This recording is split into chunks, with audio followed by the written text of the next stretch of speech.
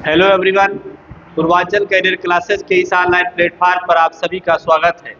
दोस्तों, आज की इस कड़ी में हम डीएलएड प्रथम ईयर का जो है मैथ का क्लास लेके आए हुए हैं।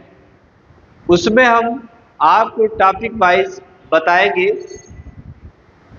और जो भी यहाँ पर बताया जाएगा लगभग सभी प्रश्न आपके डीएलएड के प्रथम सेमेस्टर के एग्जाम में हूबहू आएंगे। आइए उसी पर चर्चा करते हैं। जो आज का हमारा टॉपिक है, संख्या तथा संख्यांक का बोध, अंकों का ज्ञान एवं स्थानीय मान। यही आज की टॉपिक है दोस्तों। इसी पर हम आज बात करेंगे। एक एक करके हम सभी प्रश्नों को लेकर के आएंगे और आपको समझाएंगे। आइए देखते हैं।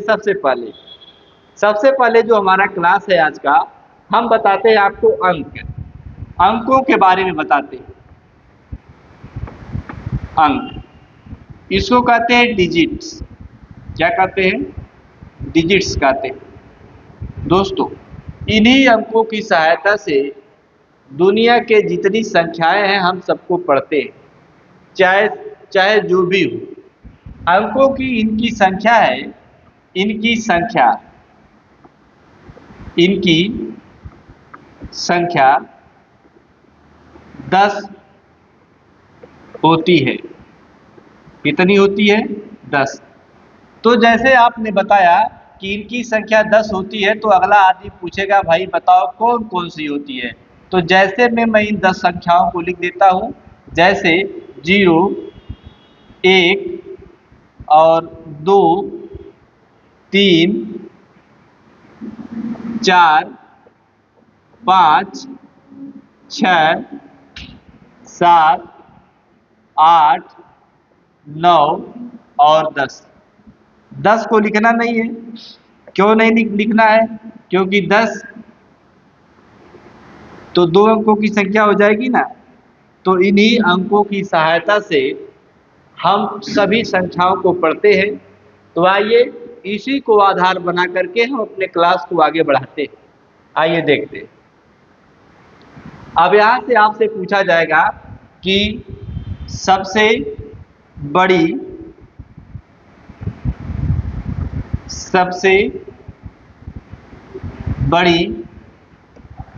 एवं सबसे छोटी संख्या,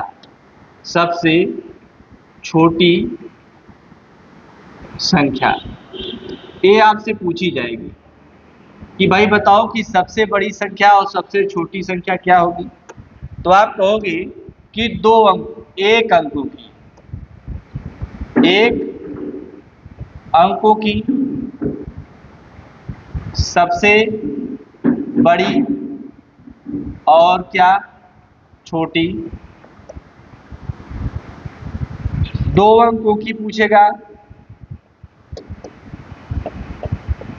2 अंकों की पूछेगा बड़ी या छोटी पूछेगा आपसे। 3 अंक का पूछेगा आपसे। 3 अंकों की सबसे बड़ी या सबसे छोटी पूछेगा। बड़ी पूछेगा तो क्या बताएंगे और छोटी पूछेगा तो क्या बताएंगे, अभी हम बताते हैं एक एक करके।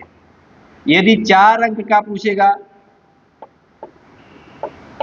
4 अंकों की पूछेगा तो आपसे बड़ी और छोटी संख्या पूछा जाएगा। इसी प्रकार आप अपने मन से सभी संख्याओं को क्या करेंगे? लिख डालेंगे। जब एक समझ जाएंगे तो उसके बाद आप लिखना सीख जाएंगे। आइए देखते हैं। सबसे पहले एक अंक की बड़ी संख्या कितनी है? 9। एक अंक की सबसे बड़ी संख्या कितनी है? 9 है। और सबसे छोटी संख्या कितनी है? 1 है। यहाँ पर सबसे बड़ी संख्या 2 अंक की कितनी है? 99 है। और 2 अंक की सबसे छोटी संख्या कितनी है? 10 है। ठीक।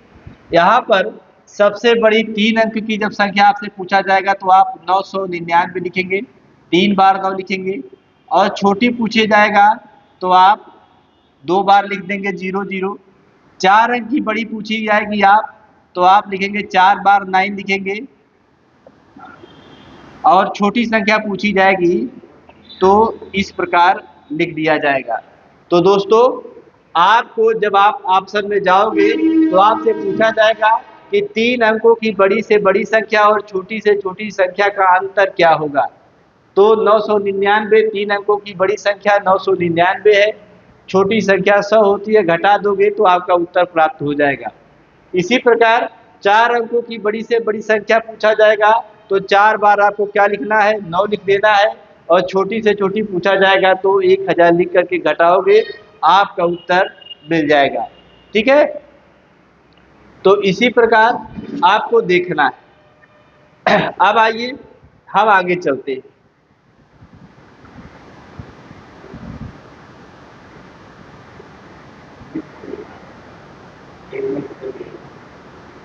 पेज नेक्स्ट कर दिया जाए।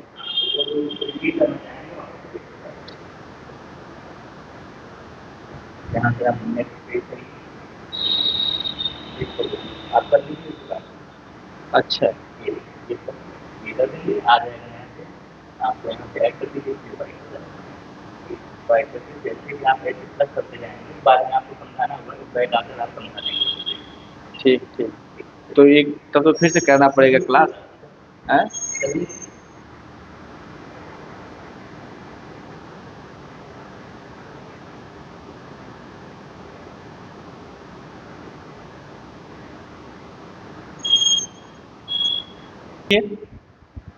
जब आप संख्याओं को पढ़ रहे हैं तो आप जब डीएलएड का एग्जाम देने जाएंगे दोस्तों, तो आपसे पूछेगा कि बताइए प्राकृतिक संख्या किसे कहते हैं।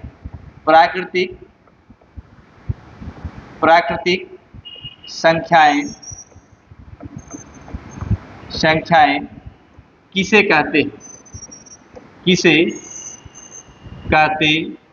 हैं, ये प्रश्न आपको मिल जाएगा जब, तो इसको लिखना होगा। 1 नंबर का प्रश्न है, 1 या 2 नंबर का जो भी आपसे पूछा जाएगा। तो प्राकृतिक संख्याओं को हम जानते हैं कि हम कहते हैं प्राकृतिक संख्याएं कौन सी संख्याएं होती हैं। तो देखो, इस प्रश्न को तो मैंने लिख दिया कि प्राकृतिक संख्याएं किसे कहते हैं। अब इसको मैं बता देता हूं आपको कि जो प्राकृतिक संख्याएं होती हैं इसको अंग्रेजी में कहते हैं नेचुरल नंबर। इसको कहते हैं क्या, नेचुरल नंबर कहते हैं। इन प्राकृतिक संख्याओं को क्या कहेंगे, नेचुरल नंबर कहेंगे। अब इसकी परिभाषा तो यही होगी नहीं, तो इसकी परिभाषा जब आपसे पूछी जाएगी तो आप लिखोगे कि प्राकृतिक संख्याएं वे संख्याएं होती हैं जिनसे वस्तुओं की गणना की जा सके, यानी ऐसी संख्याएं जिनसे वस्तुओं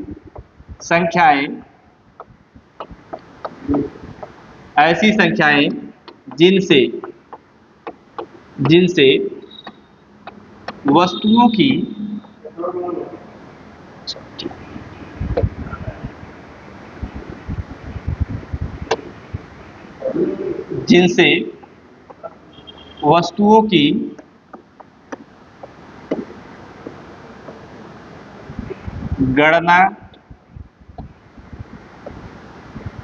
की जा सके। इसका मतलब ये है कि जैसे 1 2 3 4 ऐसे डॉट डॉट करके आप लिख देंगे तो आपको 2 नंबर या 3 नंबर जो भी पूछा जाएगा वो मिल जाएगा। तो जब भी ऐसा आएगा कि प्राकृतिक संख्याएं किसे कहते हैं तो आप लिखेंगे कि ऐसी संख्याएं जिनसे वस्तुओं की गणना की जा सके, जैसे 1 2 3 4 5 6 7 8 लिख देंगे तो आपका काम बन जाएगा।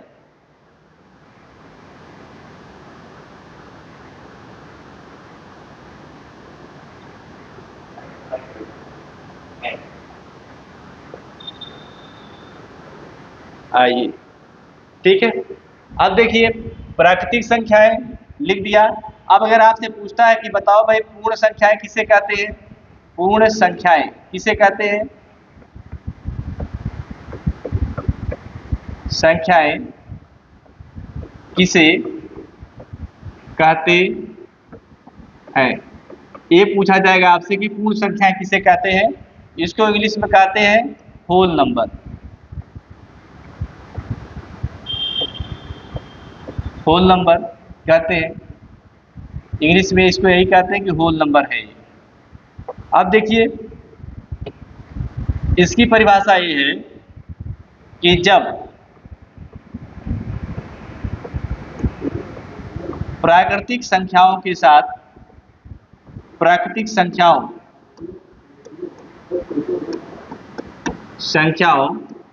के साथ शून्य को भी शामिल कर लिया जाता है,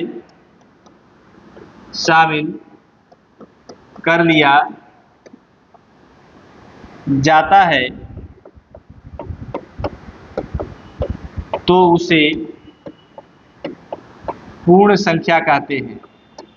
पूर्ण संख्याएं कहते हैं। जैसे में आएंगे तो जैसे में 0, 1, 2, 3, 4 ऐसे डॉट डॉट करके आप इनफाइनाइट तक जाएंगे। तो जब कभी भी ऐसे प्रश्न पूछेगा तो इतना आपको लिखने की जरूरत होगी। आइए आगे चलते हैं।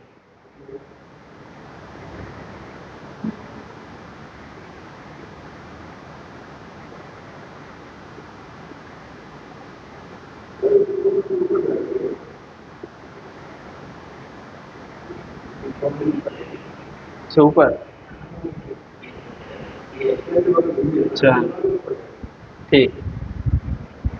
अब देखिए आपसे पूछा जाएगा कि पूर्ववर्ती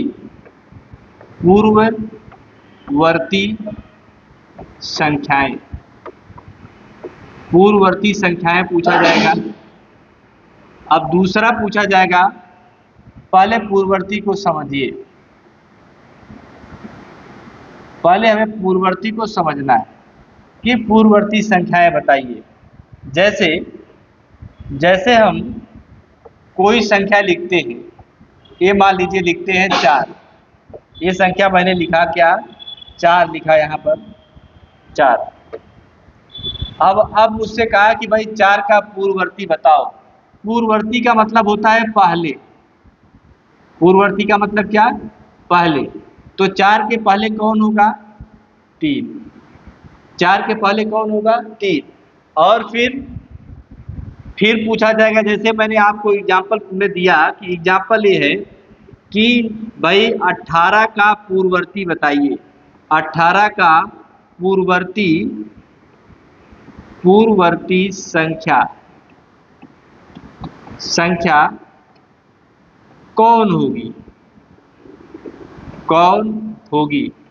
तो 18 का पूर्ववर्ती का मतलब होता है कि 18 ये है यहाँ लिखा, तो 18 के पहले कौन होगा, 18 के पहले कौन होगा दोस्तों, 17। 18 के पहले कौन होगा, 17 होगा। यानी 18 का जो पूर्ववर्ती होगा वो कितना होगा, 17 होगा। अब इसी में देखिए हम आगे चलते हैं।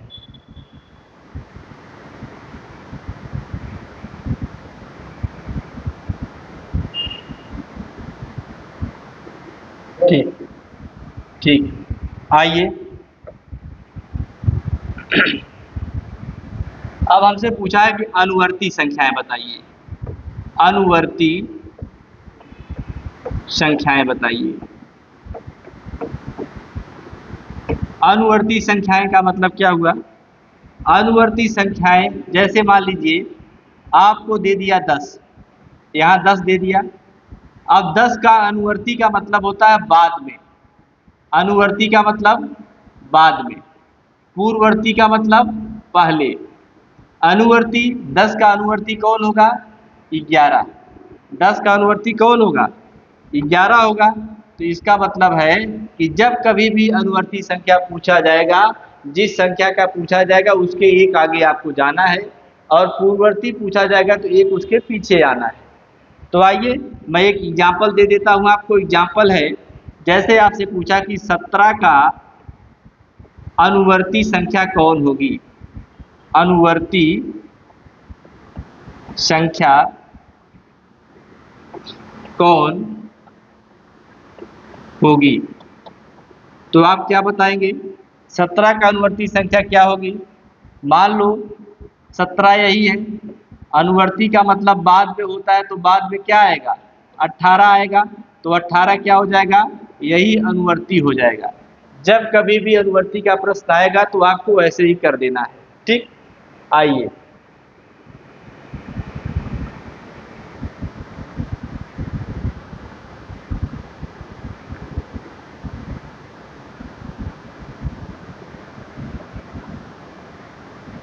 आइए देखिए। अब देखिए, योज्य प्रतिलोम,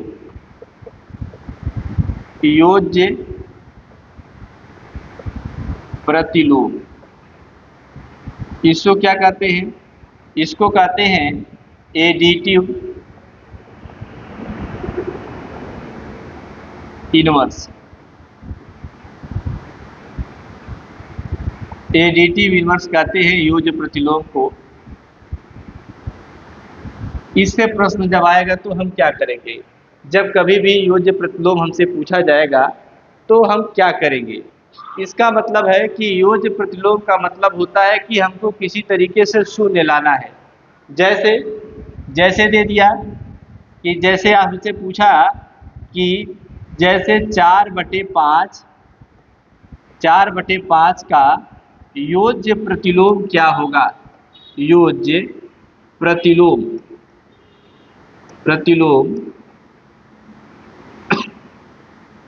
क्या होगा? योज्य प्रतिलोम हमसे पूछ लिया कि योज्य प्रतिलोम क्या होगा दोस्तों, तो हमें क्या करना है? हमको किसी तरीके से इसको शून्य करना है। किसको? इस 4/5 को। तो बताओ 4/5 इसको प्लस x कर दें और किसी तरीके से हमको शून्य करना है, तो हम शून्य यहाँ पे लिखें, यही तो हमको करना है।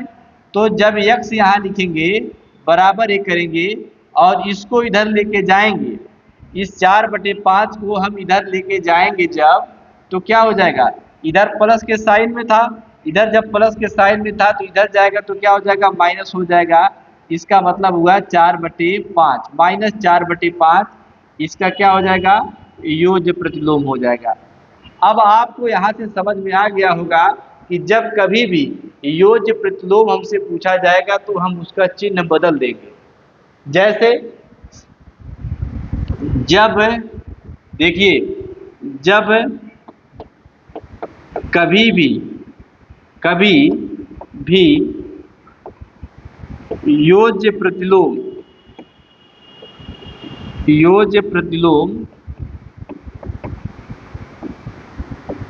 पूछा जाएगा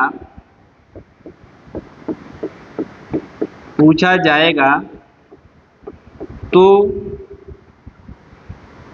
उसका जो प्रश्न रहेगा उसका चिन्ह हम क्या करेंगे? बदल देंगे, चिन्ह बदल देंगे। किसका चिन्ह बदलोगे भाई? प्रश्न का चिन्ह हमें बदलना है। तो देखिए हम कैसे बदलते हैं, आइए देखा जाए। जैसे हमसे पूछा कि बताइए 3 -3 4/5 -4/5 ये दे दिया, और हमसे पूछा कि भाई इसका क्या बताओ आप? योज्य प्रतिलोम बताओ। क्या बताओ? योज्य प्रतिलोम, योज्य प्रतिलोम बताओ आप। तो क्या करोगे? ये 3 है तो इसका क्या हो जाएगा? -3 हो जाएगा। ये माइनस है तो ये क्या हो जाएगा? +3 हो जाएगा। ये 4/5 है, इसका चिन्ह बदल जाएगा क्योंकि ये प्लस में है तो ये माइनस में हो जाएगा 4/5। और ये देखो माइनस है तो ये प्लस में हो जाएगा 4/5। इसका मतलब ये समझ में आपको आ गया होगा कि जब कभी भी हमको योज्य प्रतिलोम पूछा जाएगा तो केवल हम क्या करेंगे? चिन्ह को बदल देंगे। ठीक है, आइए आगे चलते हैं।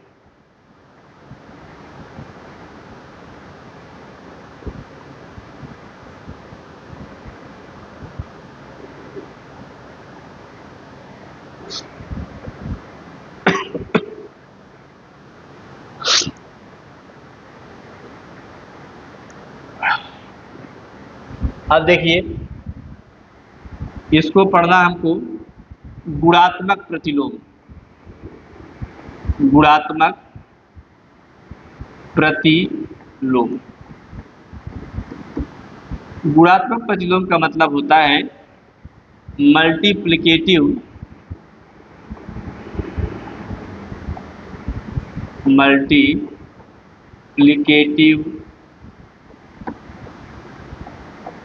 इनवर्स। ये हम पढ़ने चल रहे हैं, मल्टीप्लिकेटिव इनवर्स को पढ़ रहे हैं। इसका मतलब ये है कि इसमें जो हमको करना है वह एक के एक बनाना है हमें किसी तरीके से। जैसे आपको प्रश्न दिया कि जैसे 4/5 का गुणात्मक प्रतिलोम क्या होगा। गुणात्मक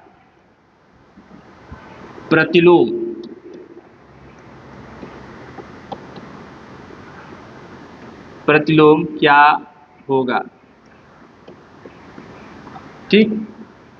तो क्या होगा भाई, हमें पता नहीं है। इसमें हमको एक बनाना होता है, तो हम क्या करेंगे, 4/5 लिखेंगे, इंटू क्या करेंगे, x करेंगे, बराबर क्या कर देंगे, 1 कर देंगे। इसमें एक ही बनाना होता है हमें, तो x बराबर क्या हो जाएगा, 5/4 हो जाएगा।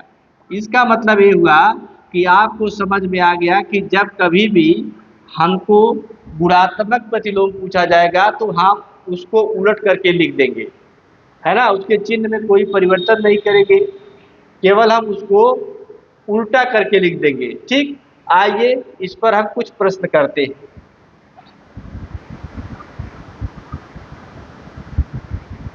प्रश्न है, देखिए,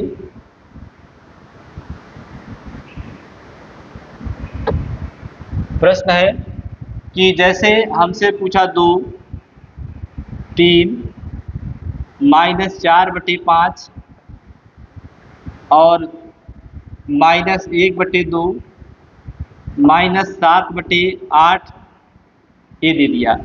हमसे पूछा कि भाई आप बताओ इनका क्या होगा, गुणात्मक प्रतिलोम क्या होगा। गुणात्मक प्रतिलोम, गुणात्मक प्रतिलोम क्या होगा, यही प्रश्न दे दिया, ठीक। गुणात्मक प्रतिलोम क्या होगा, यही प्रश्न दे दिया। तो हमें कुछ करना नहीं है, हमें ध्यान देना है कि इसको उल्टा करके किसी तरीके से एक बनाना है। यानी 2 को हम लिख सकते हैं 1/2, इस 3 को लिख सकते हैं 1/3, इस 4 को लिख सकते हैं -5/4। यानी इसका चिन्ह में हमको कोई परिवर्तन नहीं करना है। इस -1/2 को पलट करके लिख देंगे -2। यहाँ पर है तो -8 क्या हो जाएगा, 7 हो जाएगा। तो दोस्तों आपको गुणात्मक प्रतिलोम में सिर्फ इतना ही करना है कि केवल उसको पलट करके क्या कर देना है, लिख देना है, और कुछ नहीं करना है। योगात्मक प्रतिलोम में आप चिन्ह को बदलते थे, इसमें आपको चिन्ह नहीं बदलना है, केवल संख्या को उल्टा करके लिख देना है, आपका उत्तर हो जाएगा, ठीक। आइए आगे बढ़ते हैं।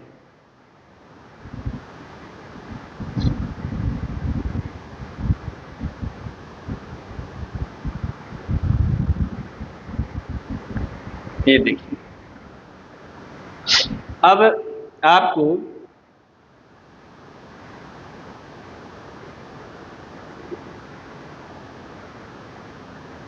आपको पढ़ना है स्थानीय मान।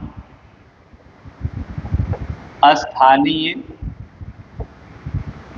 मान, स्थानीय मान को क्या कहते हैं, इसको कहते हैं प्लेस वैल्यू। प्लेस वैल्यू कहते हैं स्थानीय मान। किसी संख्या का स्थानीय मान जब आप पढ़ते हैं तो उसके साथ साथ एक और मान पढ़ते हैं, जिसको मैं यहाँ लिख देता हूँ, उसको कहते हैं जातीय मान। जातीय मान या इसी को कहते हैं अंकीय मान। क्या कहते हैं? अंकीय मान। जाति मान को कहते हैं face value. Face value. Face value का मतलब ये हुआ कि जो संख्या है वही होगी। ठीक, आइए अब हम आपको बताते हैं। स्थानीय मान में जैसे मैंने आपको एक संख्या दे दिया, जैसे कोई एक संख्या दे दिया 4375, ये संख्या है। इसमें मैं आपसे पूछ रहा हूं कि भाई 3 का स्थानीय मान बताओ। 3 का स्थानीय मान क्या बताना है आपको? स्थानीय मान बताना है। और यहीं पर इसी संख्या में 4375 लिखा और इसमें पूछा कि भाई 3 का जातीय मान बताओ। जातीय मान बताओ, तो इसका उत्तर दोनों अलग अलग हो जाएगा। इसका उत्तर देखो, यहाँ पर इकाई है और यहाँ दहाई है, यहाँ सैकड़ा है, यहाँ क्या है? हजार है। ठीक, हजार है। तो 3 का स्थानीय मान हमसे पूछा जा रहा है। 3 किस स्थान पर है? सैकड़े के स्थान पर है। तो 3 गुणे क्या करोगे? 100 कर दोगे, तो आपका उत्तर क्या आ जाएगा? 300 आ जाएगा। यहाँ पर देखिए, अंकीय मान, जाति मान, फेस वैल्यू। फेस वैल्यू का मतलब यही होता है कि जो पूछा जाता है वही होता है। जाति मान क्या होगा? 3 होगा। अब देखिए, इतना पूछने के बाद आपसे कह देगा कि स्थानीय मान और जाति मान का योग बताओ, तो आप 303 नहीं बता लोगे। यदि कहेगा कि स्थानीय मान और जाति मान का अंतर बताइए, तो क्या आप नहीं बता लोगे? तो इस प्रकार के प्रश्न को मैं आपको करवा करके बता रहा हूं। आइए देखते हैं।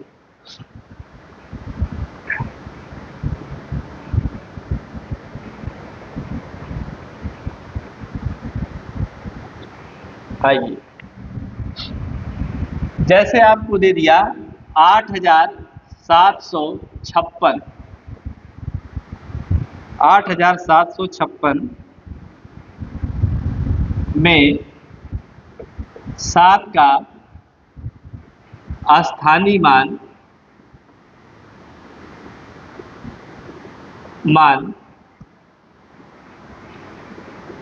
एवं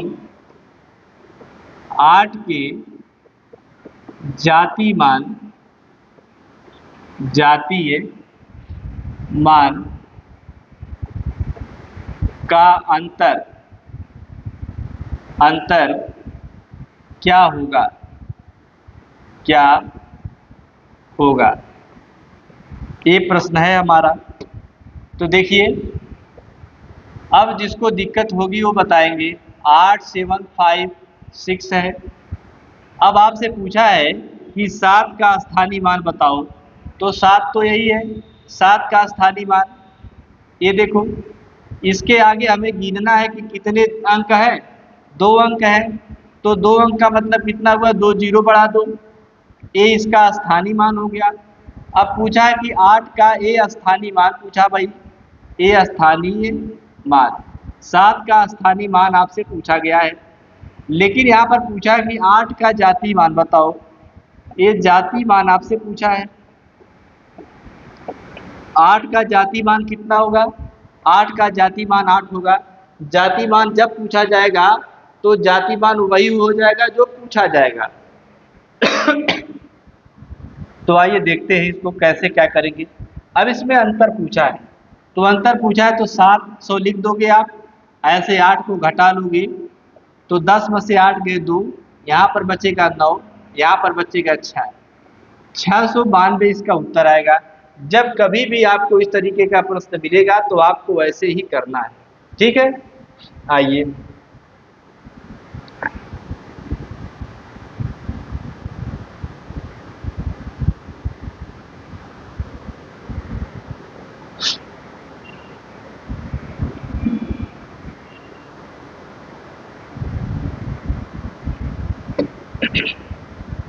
अब देखिए, जैसे दे दिया दशमलव,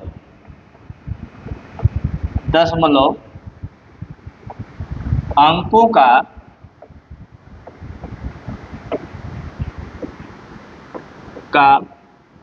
स्थानीय मान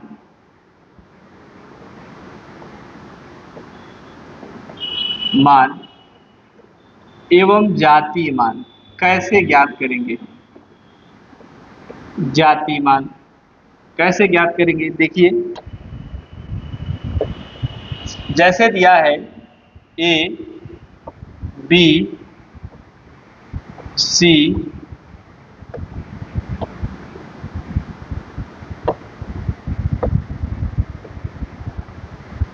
जैसे दिया A B C D E F G H ऐसे कुछ दे दिया है और यहाँ पर एक दशमलव का निशान लगा हुआ है। तो आपसे पूछेगा कि भाई बताओ स्थानीय मान और जातीय मान इसका कैसे निकालेंगे? तो इसके लिए मैं आपको एक एक करके बताता हूँ। जैसे देखो यहाँ से आप इकाई से शुरू होते हैं, आप दाहिने तरफ से, यहाँ पर इकाई है इकाई, इसके लिए भी यहीं से इकाई शुरू होगी दशमलव के बाद से। यहाँ पर देखो आगे जाओगे तो 10 के पावर कितना मिलेगा? कितना मिलेगा भाई? यहाँ पर तो इकाई स्थान है और यहाँ पर 10 के पावर 1 मिलेगा। यहाँ पर जाओगे सैकड़े के स्थान पर तो 10 का पावर कितना मिलेगा? 2 मिलेगा। यहाँ पर जाओगे तो 10 का पावर कितना मिलेगा? 3 मिलेगा। यहाँ पर जाओगे तो 10 के पावर कितना मिलेगा? 4 मिलेगा। यहाँ पे आएंगे जैसे यहाँ पे हम पहुँचे तो हमें क्या मिलेगा? यहाँ पर हमको मिलेगा 10 पावर -1, यहाँ से मिलेगा हमको 10 पावर -2, यहाँ पे मिलेगा हमें 10 का पावर -3, यहाँ पर मिलेगा क्या? 10 पावर -4। ठीक है, तो देखिए हमें इस कॉन्सेप्ट को ध्यान में रखना है कि हम क्या करने चल रहे हैं। हमेशा इकाई की तुलना इधर ही से कर लेना है और इसको ध्यान में रख करके हमें आगे बढ़ना है। ठीक है, तो आइए मैं एक एक करके आपको बताता हूँ।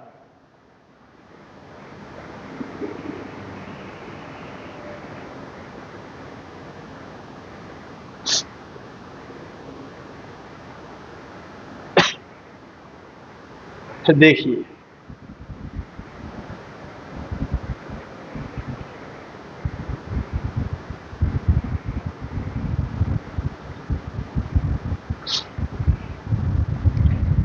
जैसे आपसे पूछा, जैसे दिया कि 0.471 ये दे दिया आपको। 0.471 में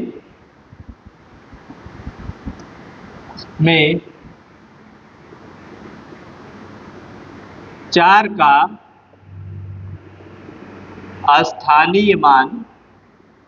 स्थानीय मान एवं जातीय मान का योग क्या होगा? जातीय मान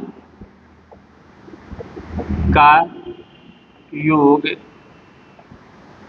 क्या होगा? तो देखिए आपको ये दशमलव आ गया है तो दशमलव देख करके आपको हड़बड़ाहट हो गई होगी। तो इसमें हमें क्या करना है उसको देखना है। ठीक है, आइए देखते हैं। अब इसको लिखते हैं हम 0.471 ये दिया है। इसी का हमको चाहिए क्या? इसी का चाहिए हमको स्थानीय मान। इसी का चाहिए हमको क्या? स्थानीय मान चाहिए, स्थानीय मान चाहिए। तो मैंने बताया था कि दशमलव जो 4 है वो दशमलव के कितने स्थान के बाद है? तो आप कहोगे सर जी एक स्थान के बाद है। एक स्थान के बाद है तो जब एक स्थान के बाद है तो इसका मतलब हुआ कि 4 गुणे 10 का पावर -1 कर दे, यही ना। इसका मतलब हुआ इसको मैं लिख सकता हूँ 0.4, यही लिख सकते हैं, 0.4 लिखा जा सकता है। अब यही जब जाति मान आपसे पूछेगा इसका, तो जब जाति मान पूछेगा दोस्तों, तो जाति मान का मतलब क्या हुआ? जाति मान का मतलब होता है कि वही अंक जो दिया हुआ है, ठीक है। तो जाति का मतलब हुआ कि जो अंक है जो दिया हुआ है वही। तो क्या है, 4 का जाति मान तो 4 ही ना होगा। आप इसको जोड़ोगे, जब इसको जब जोड़ोगे तो आपका जो उत्तर आएगा कितना आएगा? 4 प्लस 0.44, इसको जोड़ दोगे तो 4 दशमलव कितना हो जाएगा? 4 हो जाएगा। ये आपका उत्तर हो जाएगा 4.4। ठीक। अब देखिए मैं आपको एक अगला प्रश्न बताता हूं।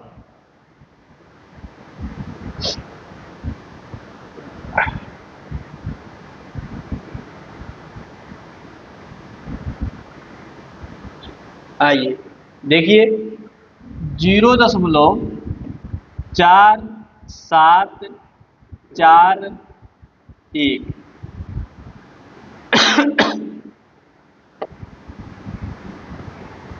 एक में 4 के स्थानीय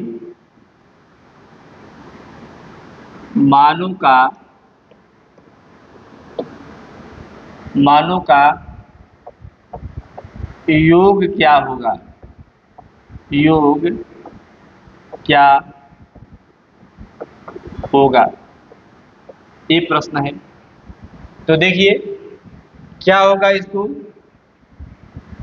तो देखिए एक 0.4741 ये दिया है, तो एक तो 4 यहाँ पर है और एक यहाँ पर है, ठीक।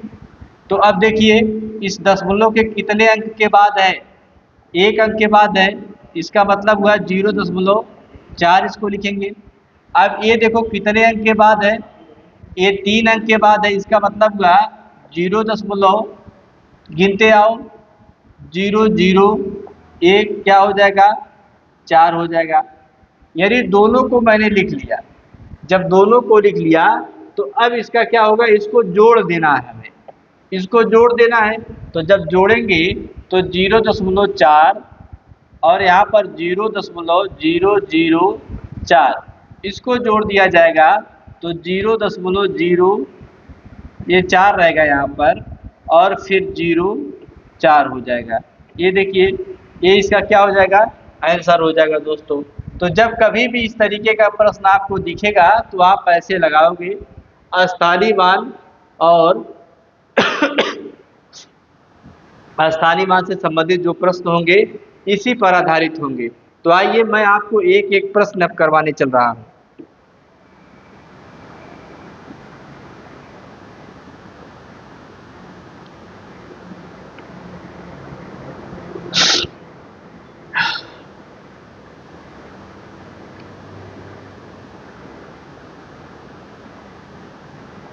आइए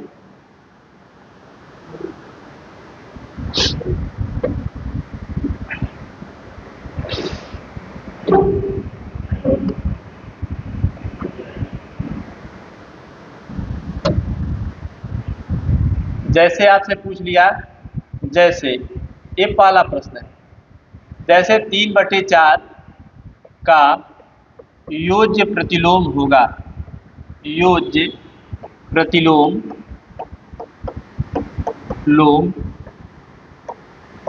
होगा।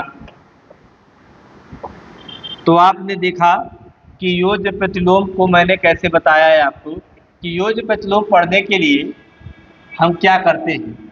योज्य प्रतिलोम पढ़ने के लिए मैं कहा कि योज्य प्रतिलोम को किसी तरीके से आपको शून्य बनाना है। तो शून्य बनाओगे कैसे? 3/4 करोगे प्लस x लिखोगे बराबर कितना होगा? 0 होगा। जब ये 3/4 प्लस में है इधर जाएगा तो क्या हो जाएगा? माइनस हो जाएगा, यानी x बराबर -3/4। यानी योज्य प्रतिलोम में केवल आप चिन्ह को बदल दोगे, आपका उत्तर मिल जाएगा। योज्य प्रतिलोम में केवल आप अपना चिन्ह बदलोगे, आपका उत्तर मिल जाएगा। ये पहला सवाल है। आप दूसरा सवाल है, दूसरा सवाल ये है कि जैसे आपको दे दिया कि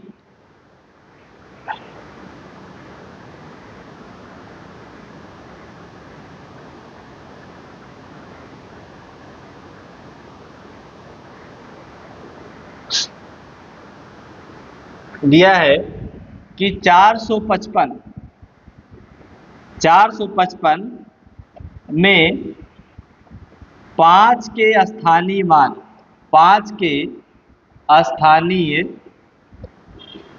मान का अंतर एवं योगफल का गुणनफल क्या होगा, गुणनफल क्या होगा। तो ये आपका प्रश्न है दोस्तों। देखिए, ये है आपका 455। क्या है? 455। इस 455 में 5 का स्थानीय मान निकालना है। तो इस 5 का स्थानीय मान निकालोगे तो एक आएगा 50 और एक का क्या आएगा, एक का आएगा 5। यही तो आएगा। एक का आएगा 5 और एक का आएगा कितना, 50 आएगा। तो अब इस पूछा है कि स्थानीय मान का पहले अंतर निकालो फिर योगफल निकालो। इसका मतलब हुआ कि 50 में एक बार आप -5 करो, कितना आएगा दोस्तों? तो आप कहोगे सर 45 आएगा। और फिर कहा कि एक बार 50 और +5 करो तो आप कहोगे कितना आएगा, 55 आएगा। इतना करने के बाद अब कहा है कि अब इसका गुणा करो, या क्या कहा है, इसका गुणा करो। यानी 45 गुणे क्या कर देना है, 55 कर देना। 45 गुणे 55, तो 5 × 5 = 25 हो जाएगा। 5 चौके 20 और 2 कितना हो जाएगा, 22 हो जाएगा। यहाँ पर 5 × 5 = 25, 5 चौके 20, 2 कितना हुआ, 22 हुआ। इसको जोड़ोगे तो 5, 7, 4 और कितना आएगा, 2, यानी 2475 हो जाएगा। जब कभी भी इस तरीके का प्रश्न आएगा तो आप ऐसे ही हल करोगे। ये प्रश्न जो है आपके एग्जाम में आएंगे, ऐसे ही आएंगे। ठीक है, आइए आगे बढ़ते हैं।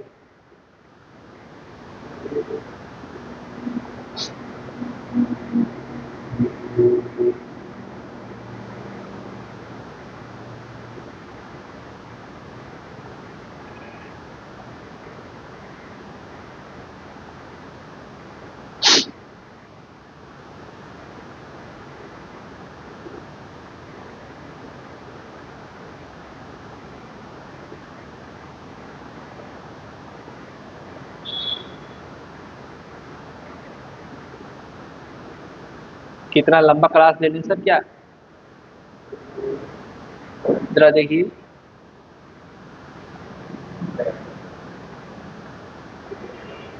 ठीक,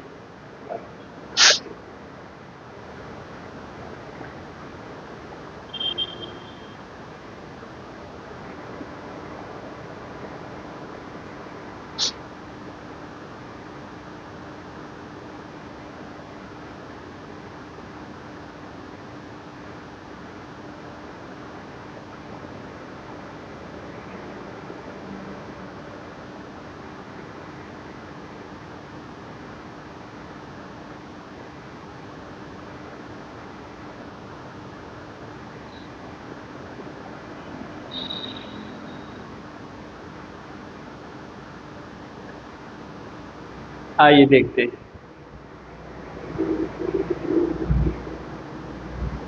अब देखो, जब कभी भी आपसे पूछेगा कि अभाज्य संख्या बताइए, अभाज्य संख्याएं,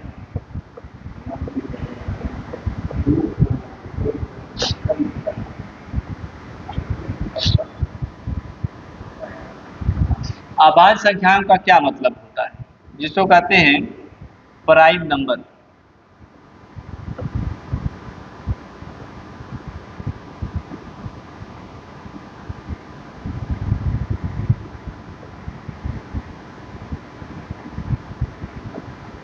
ऐसी संख्या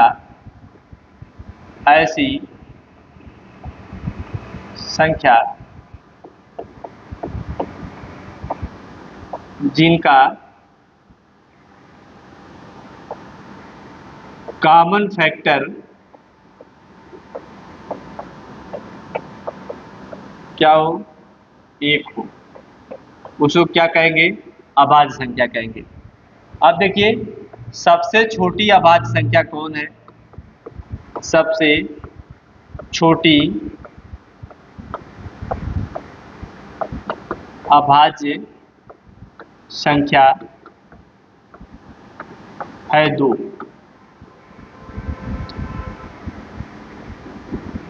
एक से लेकर 50 तक 15 अभाज्य संख्याएं हैं, 15 अभाज्य संख्याएं हैं। और 50 से लेकर 100 तक 10 अभाज्य संख्याएं हैं। अब अगर आपसे पूछ लेगा 1 से 100 तक कितनी अभाज्य संख्याएं हैं, कितनी अभाज्य संख्याएं हैं, तो आपको बताना है कितना, 25। ये आएगा कभी ऑप्शन में आ सकता है कि सबसे छोटी अभाज्य संख्या बताइए, तो आप 2 पर टिक करोगे। जब कभी भी आपसे पूछ लेगा कि सबसे छोटी अभाज्य संख्या बताओ तो 2 पे टिक कर देना। पूछेगा कि 1 से 50 तक कितनी अभाज्य संख्याएं होंगी, तो आप किस पर टिक करोगे, 15 पर करोगे। यदि आपसे पूछता है कि 50 से लेकर के 100 तक बताइए, तो आप 10 पे टिक लगाओगे। और यदि आपसे पूछता है कि 1 से 100 तक कितनी अभाज्य संख्याएं होंगी, तो 25 पर आप क्या करेंगे, टिक लगाएंगे। ठीक है, आइए इस पर बात करते हैं आगे। अब जब आपसे पूछ लिया जाएगा कभी भी कि 15 के अभाज्य गुणनखंड बताएं, 15 के अभाज्य गुणनखंड होंगे, गुणनखंड होंगे। 15 के अभाज्य गुणनखंड आपसे जब पूछा जाएगा तो आप 15 को देखें। ये जो 15 है आपका, ये तो पहली बात है कि ये पहली बात तो किससे कटेगा, 1 से कटेगा।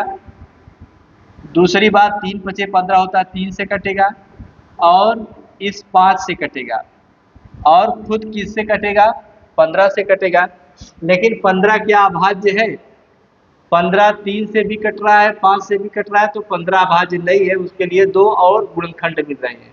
तो आपको यही बताना है, 1, 3 और 5 ये 15 के क्या हो जाएंगे, अभाज्य गुणनखंड हो जाएंगे। तो दोस्तों आज के लिए सिर्फ इतना ही। अगली क्लास में इसके आगे की बात होगी। तब तक के लिए धन्यवाद।